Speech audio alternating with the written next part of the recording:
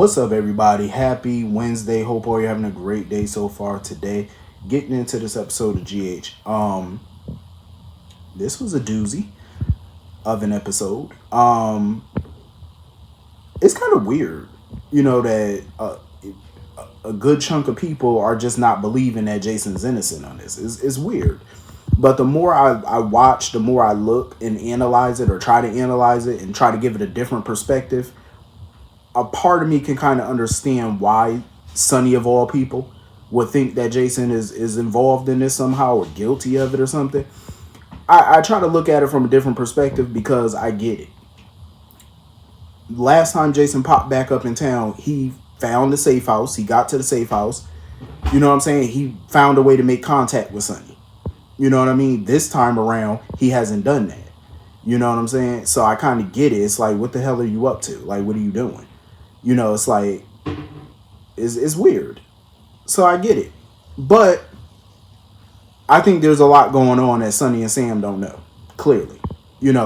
Everybody keep wondering, well, where the hell has Jason been? Why hasn't he been here in 2 years? Where has he been? I think there's an explanation there. And Jason need to hurry up and give these people an explanation about where the hell has he been the last couple years.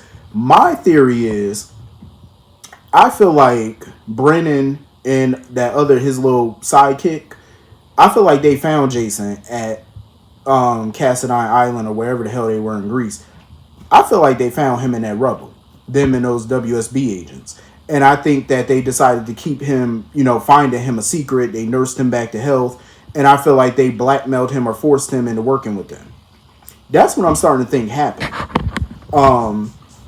Because all of this taking shots at Sonny and stuff, come on, Jason's an excellent marksman. If he wanted to take out Sonny, he would have took him out a long time ago. It wouldn't have took long for him to do it. You know what I mean? So I definitely feel like that's just my theory of what could have happened. But he needs to find a way to talk to Sonny and Sam and let them know what the hell happened. Because Sam is at her damn breaking point at this point. The way she went off, she don't want to hear shit. I feel like there's a lot of resentment in Sam. I feel like Sam has some resentment towards Jason. Here he is, alive and well, after being gone for 2 years. Again, she doesn't know what he's been through in the 2 years that he's been away. She don't know, what's going on. She has no explanation for this. She's going based off of what's been said in the news and what's been told to her. You know what I'm saying? Like, he didn't seem like he was, forced to do anything. That's the way it's looking. So I can see why she pissed off. Her man is laying in a bed. They don't know if he's going to wake up or not, with 2 bullet holes in his chest. And her ex may have been responsible. So I can see why she's pissed. Plus, she had to, be Danny's primary caregiver. She had to raise that boy by herself pretty much until Dante started stepping up helping her. So I can see the resentment in that from her. I get it. I feel like Sam's mentality has changed since she had children and stuff like that. And that's what led to her and Jason breaking up. When you do have kids, it does play a part in, you changing your ways. Because I feel like if it wasn't for the kids, Sam definitely would have stood by Jason. Sam probably would still be with Jason right now, being an adrenaline junkie and going into danger. But when you have children, that change you. It changes your mindset, changes your perception. It changes you, in ways that, you have to, that you probably wouldn't have thought that you would have before. Because you got, human beings to take care of now. But it's just a lot of craziness going on with this Jason story. And I feel like he need to turn himself in. He do. He need to either turn himself in or he need to try to tell Michael to, call his dad or something and have him meet somewhere. Somewhere so he can explain this shit. But at least Sonny now knows that, Jason is the one that called 911 for Dante, because you got to think about that too. If he shot Dante, why would he have called 911 to try to help him? Why would he have tried to bandage him up? So that's further proof that there's no way he did that on purpose or he shot him at all. You know what I'm saying? That's your proof right there. Because if I shot you, why the hell would I try to help you? Why would I call 911? I would have just left you there to die. You know what I'm saying? Like, think. I I think Sonny is just all types of confused. I think his emotion is just running just as high as Sam's is. Like, they don't know what to think. You know, the big part of them, I believe, want to believe that Jason had nothing to do with this, but it's just hard, you know, based off of what they're seeing and hearing. Um, I don't know what the deal is with Mr. Jagger. I don't know what his motives are. But the way he was talking to Chase and stuff, talking about, oh, you should be bothered or upset that your boss is in there talking with a racketeer or a mobster. Like, sir, everybody in that damn city is connected to Sonny one way or another. Through somebody, some way or another, you're connected. Some way. By marriage, by blood, by friendship, somehow, some way, some form or fashion, you are connected to Mr. Corinthos. And Anna has already made it abundantly clear that if she ever got evidence on Sonny, something plausible that she could put his ass in prison for, she wouldn't hesitate. Just because she's talking to him don't mean that they're friends like that. You know what I'm saying? I think they just have a mutual understanding and a mutual respect for each other. That's as far as that go. You know? And I feel like Jagger, I don't know what his motives are, but I don't trust him. I wouldn't trust that man. Because who's to say he won't try to drop out of the feds or whatever and try to take Anna's job? Because maybe he don't like the way she run in the department. Because I could tell that. He damn sure don't like the way she run in that department. That's obvious. I wouldn't trust his ass. And if I was Anna, I would take issue with him talking to my detectives about me. And about, my motivations. And, you know what I'm saying? Because that's borderline trying to say that she corrupt in a way. By going to Chase and talking about her, that's basically saying your boss is corrupt without saying it. You know what I'm saying? So I would have a big issue with that. I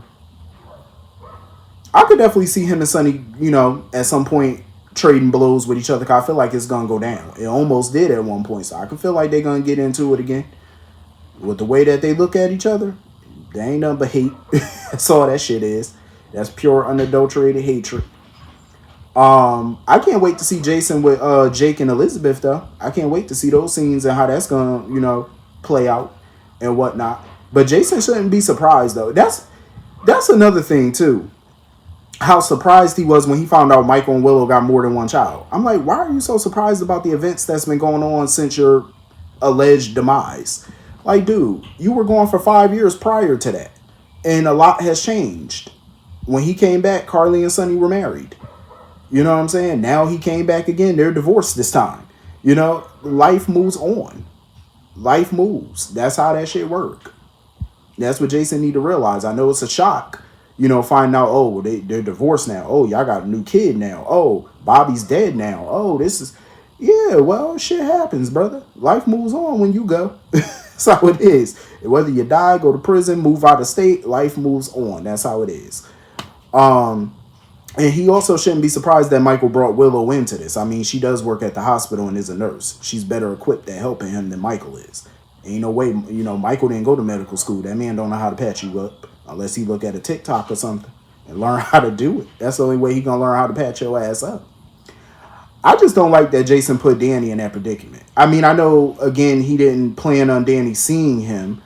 It just happened, but it's like he put him in a very bad situation. Even further, because he basically giving him safety tips on guns and stuff. And I'm like, if only Jason knew what that boy been up to lately, I wouldn't be telling him nothing about how to handle a weapon. I'm just saying.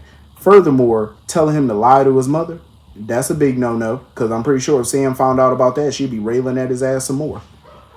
And going back to Sam real quick, her yelling and bitching about Jason, I hope she continue to keep that same energy with Drew. She better keep that energy with his little non-parent ass. Because Drew has been just as much of an absentee parent as Jason. Just as much. And Drew's been around. That's the crazy part. Drew's been in town. And he's still been a shitty parent. So keep that same energy with both they little deadbeat asses. I'm just saying. But yeah. I was surprised though that they actually let Steve Burton come on with the tattoo, like showing off the new tattoo. I'm guessing that's going to be a part of the story too, about him explaining how he got that tattoo and whatnot. Like it was a part of whatever he got going on. So moving on from that, I really hope they're not going there with Drew and Jordan. I really hope so. I hope they're not, Because I do not want no woman with Drew at this point. He is fucking insufferable. I'm sorry, but that's a big no-no. That's a hell to the no. Like Drew sitting here talking about, oh, I don't know my brother that well. You damn right you don't know him that well, dummy. You don't know him that well. So why are you so sure that he did this? Since you don't know him that well. Shouldn't you be like Switzerland and basically play the fence? You know what I mean? Like you should know him well enough. Even if you don't know him that well personally, Drew knows Jason's reputation in that town. I'm pretty sure it's been told to him, 1,000 times over. So he should know. If you know Jason's reputation, you know Jason did not shoot Dante, and you know he didn't do that shit on purpose if he did. You know that. Like, come on now. I feel like Drew just salty and butthurt. But I don't want to see him with Jordan. I would really hate that they would go that route with them. I feel like Jordan deserved way better than Drew, and his whiny, needy ass. She could do better than him. And I don't know why Jordan's still worried about her little position as deputy mayor. Like, why are you still worried about that? Like, take the fucking position. I know you don't want to go back as no police commissioner or nothing like that.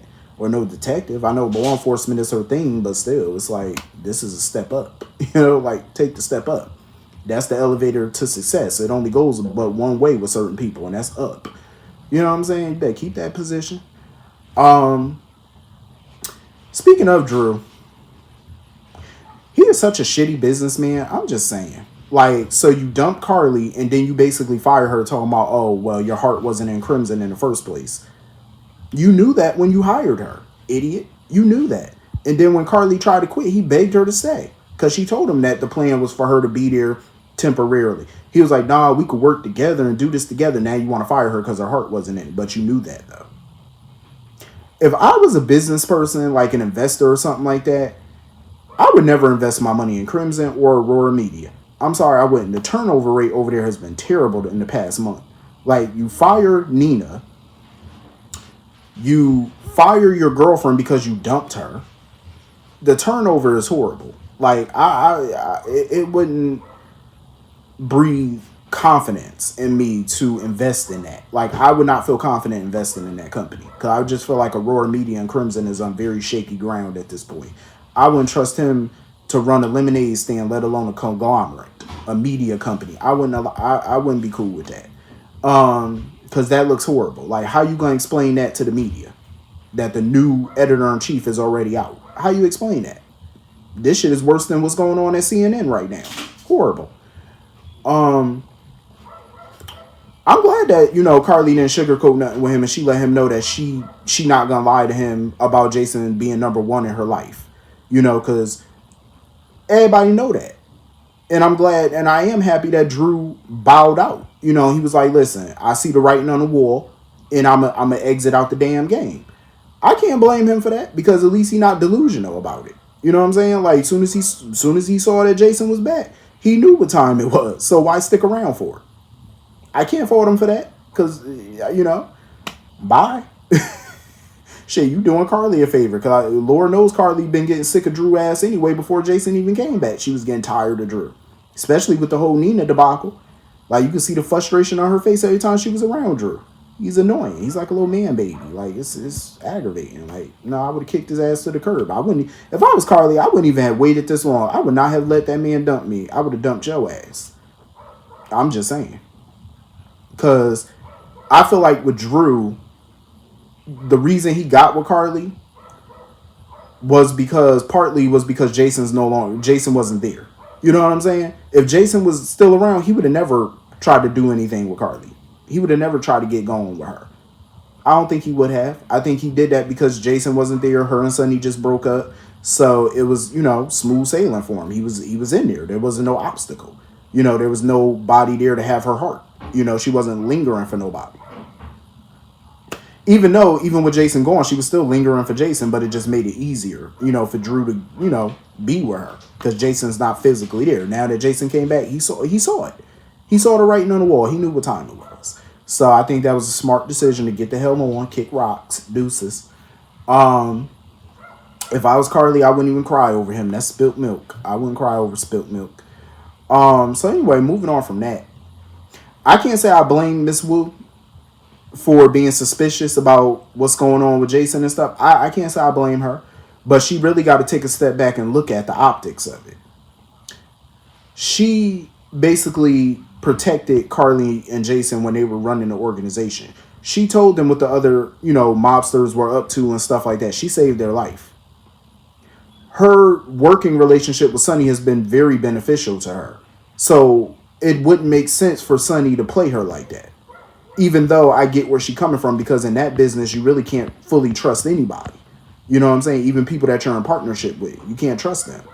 Because at the drop of a dime, if you feel like, oh, our allegiance with each other is not working, I could, get rid of you. You know what I'm saying? It happens all the time. So I don't blame her in that retrospect, but she really got to sit back and look at this and be like, it doesn't make sense for Jason, you know what I'm saying, for Sonny and Jason to work together to take me out when I've been helping them. You know what I mean? She got to look at it from that point of view. She really do. But I'm glad, even Curtis ain't buying it. Curtis ain't buying it because it doesn't make sense. You know what I mean? It really don't. And I feel like Miss Wu need to go to Sonny and have a conversation with him, because Curtis wasn't quick to buy it, even though Marshall pretty much sitting there want to buy into it or whatever. Curtis was like, nah. Curtis was like, don't even feed into that nonsense, and nor should you. This whole misdiagnosis thing that they're going with Marshall, I just feel like, what's the point? I'm really trying to figure out, like, what's the point of this? Like, him confronting this doctor after 40 years. So apparently the doctor is still alive and living in a retirement community or whatever he living in. I don't see the point. So he's going to confront the doctor to get some answers. Like, what are you looking for? You were misdiagnosed. It was over 40 years ago. It happens. You know what I'm saying? It's like there was no conspiracy to it. I just feel like they're trying to make it out to be such a big deal, or there was some conspiracy to this thing, or I don't think it is. I think that the doctor probably just going to tell him, well, I made a mistake. I mean, what more do you want to know? And what do you want to hear? Because that's probably all you're going to hear. It was an honest mistake, maybe. I don't see why a doctor would misdiagnose him on purpose. What did he gain from it? You know what I'm saying? So I think it was just an honest fucking mistake. What is there more to look into? I'm just saying. So I just feel like this story with that is a waste of time in itself, to be completely honest. I don't know why they're going down that rabbit hole, but I guess. So anyway, that was pretty much the whole episode. Hit the comment section, let me know what you all thought, and I will see you all later. Hope you all have a great day. Peace.